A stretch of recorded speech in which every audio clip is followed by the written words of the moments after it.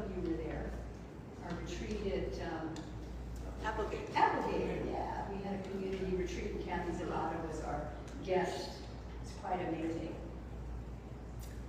So in July, the Centers for Spiritual Living theme is Rolling in the Deep. Rolling in the Deep. And it invites us to explore the depths of our own being, not as an intellectual exercise, but as a path to deepen our relationship with the divine. There is a depth within each of us that holds wisdom and renewal. Just as water runs deep beneath dry ground. But to access it, we have to slow down. We have to be willing to slow down. Listen and respond to the quiet pull of spirit. You've heard this phrase before. Don't just sit there, do something. Right? You ever been admonished for that? Well, turn it around. Don't just do something, sit there. Be still. And know. Sit there. Sit in the feeling tone of all needs met. Take a breath. Imagine all needs met.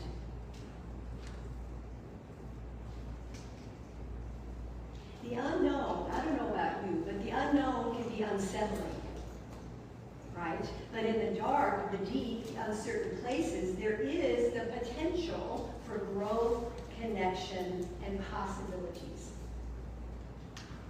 Our founder, Dr. Ernest Holmes, reminds us that the universal mind responds to our thoughts and intentions. We know that. And we also must feel deeply, trust, and align with that greater wisdom. So my talk today is open at the top, which is a phrase Ernest Holmes used a lot. Because I think, I don't know, too often we engage in spiritual practices believing we have to fix something within ourselves, that we're broken or we're incomplete. But true transformation doesn't come from trying to force change. To be in the deep is to surrender to Spirit's call, to step into the sacred mystery and discover that the waters we're seeking have always been quietly flowing within us all along. It's always there. Surrender. That's a scary word for a lot of people. But if you think about surrender as letting go of your attachment to an outcome and trusting that an infinite intelligence will guide you, so surrender is actually letting go to open to something else, creating a space for possibilities. So when we surrender, we're creating space. Ernest Holmes said, we must learn to trust that the universe is for us and not against us.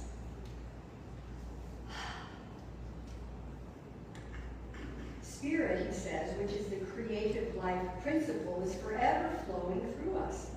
And we have been given the power or the right to impede or stop its progress in ourselves. It's always our choice. You know, we can tie a cord tightly around our arm and inhibit the circulation of blood, and then congestion, stagnation, and infection follows, right?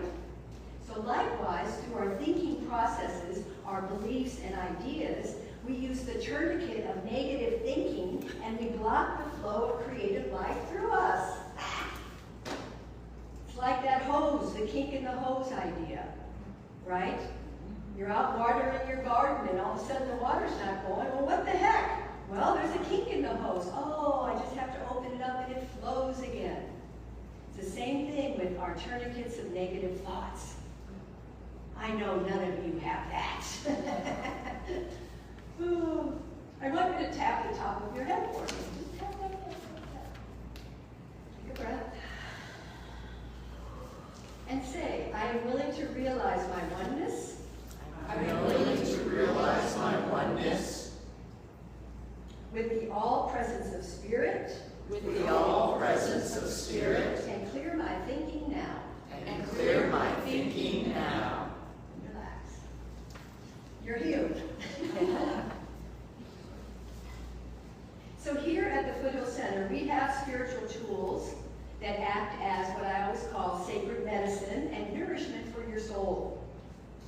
spiritual mind treatment, meditation, visioning, affirmation. And these are not just practices, they are doorways. I like to think of them as doorways to the depths. They help us move below surface level thinking and into the vast waters of divine wisdom. And when we use these tools with an open heart, we discover a space of profound guidance. Don't we? Also through breath work, which I do a lot, as you know, movement and playful creativity exercises, we cultivate what's called a coherence mindset. And a coherent mindset helps us release ingrained stress patterns and helps us to embody a more vibrant life. Coherence, we hear that word a lot in different places. Gray Braden, Joe Dispenza, those people talk a lot about coherence. And it is a scientifically validated state where your heart, your brain, and your nervous system function in harmony. They're coherent. So when we're in a state of coherence, we become more present, more emotionally balanced, and physically resilient. Our energy steadies, our thinking clears, and our body begins to heal naturally when we are in coherence. You know, Joy mentioned she and I spent a couple days at the ocean this week. And that idea of life moving like the ocean, it's always shifting. Life is always shifting. Sometimes it's very gentle. Sometimes it's stormy and windy. And sometimes we're gasping for air or grabbing for the solid ground or longing for some calm in the chaos.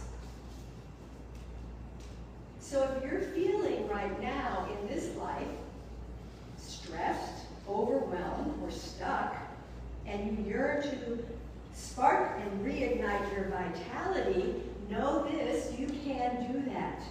You are not broken. You just may be disconnected from your most powerful resource, the intelligence of your heart and your sacred center. Affirm with me, I open to the spirit within me and I create a magnificent life. I open to the spirit within me and I create a magnificent life. Wow, what if that was real? And it is.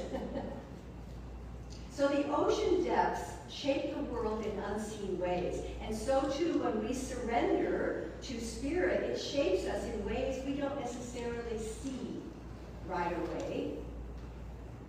So are you willing to roll in the deep, not in fear, but in faith, knowing that in the depths we're always held by the infinite one and guided toward greater wholeness? Are you willing? Yes, absolutely. Yes. Okay, good. Just in case. And if you're not ready, that's okay. Just as fish can't see the ocean they live in, we can't quite see the spirit that sustains us. But we feel it. I don't know about you, but I feel it when I'm in alignment.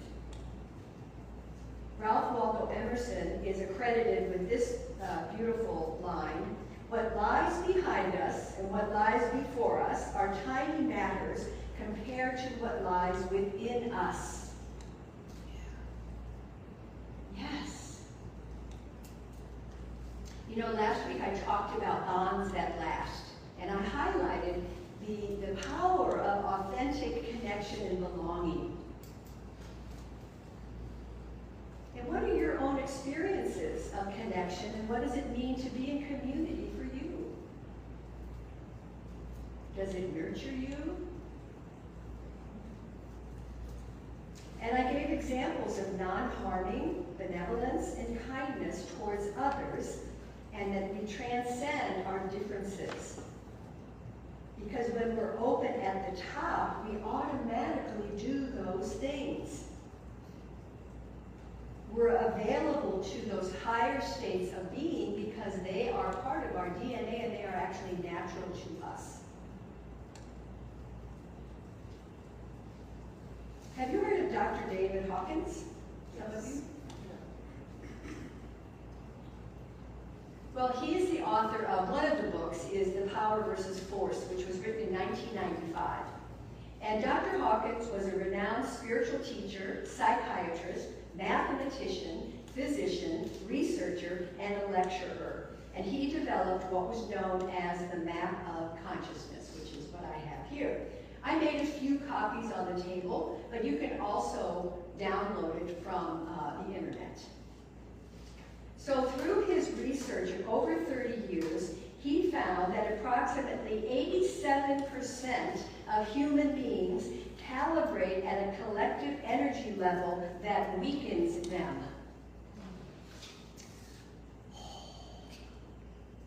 So what does that mean? 87%, and this was a while back, so hopefully it's shifted a little bit. People calibrate at a collective energy level that weakens them. What he discovered was that every word, action, emotion, every person, every group, everything can be calibrated as to its vibration. And in his map of consciousness, enlightenment and 700 to 1,000 is basically Christ consciousness, pure consciousness. That's the highest. 20, someone vibrating at 20 is the lowest vibe, is shame. And their view of life is miserable. Can you guess what's right above shame? Hate. Guilt. Oh boy. Guilt and blame and vindictive, and they are into destruction. Apathy is number 40.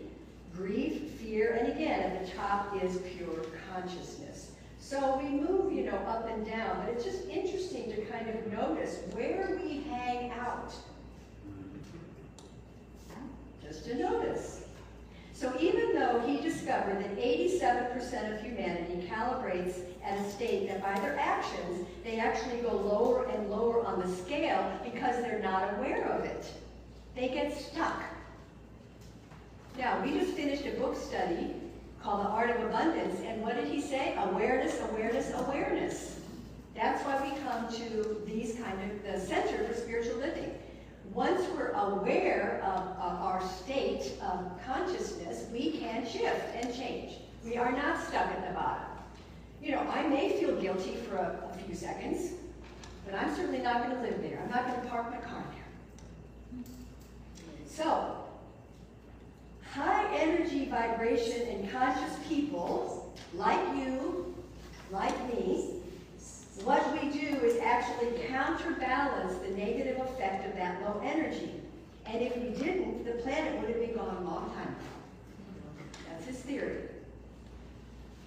So what's even more mind-blowing is it doesn't happen on a one-to-one ratio, he says. The higher your individual consciousness and vibration, the more you have an effect on groups of lower energy vibrating people. So maybe if you're at a 600, you have an effect on about 30 or 40 people, just by your energy. And if you're up there with the Christ consciousness, you obviously, he says, have an effect on millions of people. What he's saying is that love negates so much bad energy, bad vibes, bad juju, bad ideas, that a world gone mad, you may think that now, spiraling with so much noise, division, and fear, the greatest revolution is to stay anchored in love. Period. I think I've said that every Sunday, but we've just got to keep remembering that. Because have you noticed so many people are living in fear? And fear's running amok. And yes, there may be something to be afraid of, but what are you living in? What vibration are you living in? Pay attention. And this love with a a capital L is not passive or spiritual bypass or our head in the sand love, oh, everything's great. But it's love that sees the darkness, feels with compassion for suffering, for those who are suffering, and chooses to shine anyway. Right? Remember Mother Teresa's thing I talked about last week. Do it anyway. Forgive them anyway. Love them anyway. Bless them anyway. That's shifting your vibration. So again, high energy, conscious people like you, like me, actually counterbalance the negative effect of the low energy that people generate on this planet. And the higher your individual consciousness and vibration is, the more impact you have in affecting groups of low energy people. That is his theory, Dr. Hawkins. So if that doesn't inspire you to do your transformational spiritual practices, I don't know what will. Yeah. And if you don't do it for yourself, do it for the world. Do it for the rest of creation. Do it for us. Please. Just bless them all. Stop condemning. Stop pointing fingers. Breathe. Bless them. Teilhard de Chardin said, "We are one after all, you and I. Together we suffer. Together we exist, and forever we will recreate each other." So your presence matters. Your consciousness matters. The way you show up in everyday activities matter. What you say matters. What you're thinking matters. It all matters because it's vibration. That's all. It's energy. We know that. You, each of you, can touch the lives and inspire thousands of people. Wow. The nature of life is always toward more and more. So we want to get in the flow, in the stream of that higher consciousness. And stay open at the top. And know that we're each here on purpose at this time in history. We're each here for a reason. Are you in? Yes. Are you really in? Yes. Say, I'm really in. I'm really in. I'm really, really in. I'm really in. So I'm going to close with Dr. Seuss, who was very spiritual.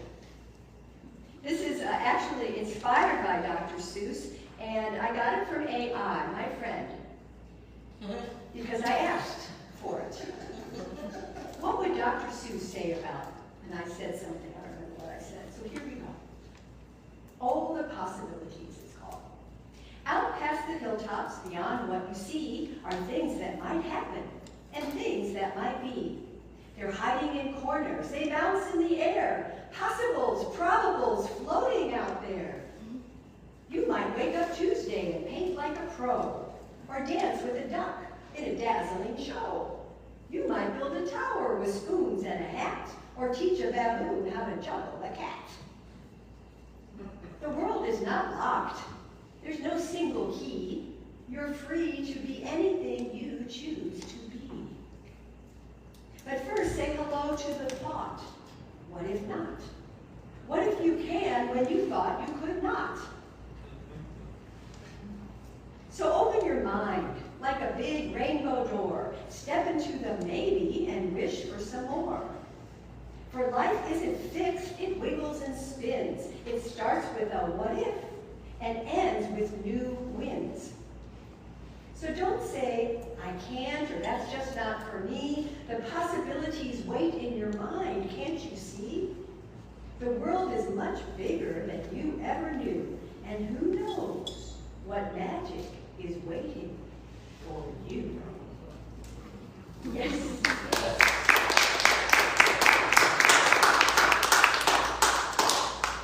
Who knows what magic is waiting for you? Let's just take that into prayer. Ah, yes.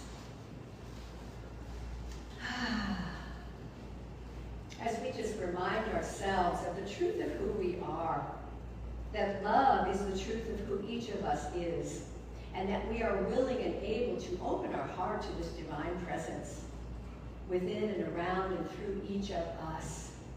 That we choose this week and every day to see with the eyes of compassion, to listen with an open heart, to speak with kindness. Where there is discord, we bring peace. Where there is fear, we radiate love. For each of us this week, I know and claim, are guided by the infinite, and love is our only path, our power, and our purpose. Yes, this I know to be true for each of us, and it's happening now. Our vibration is higher than when we came in. I know this to be true, and I bless it. I bless each of you for being willing and open and available to be a part of the light, the great shift. And we bless our lives, we bless everyone we come in contact with, and we let it be. And so it is.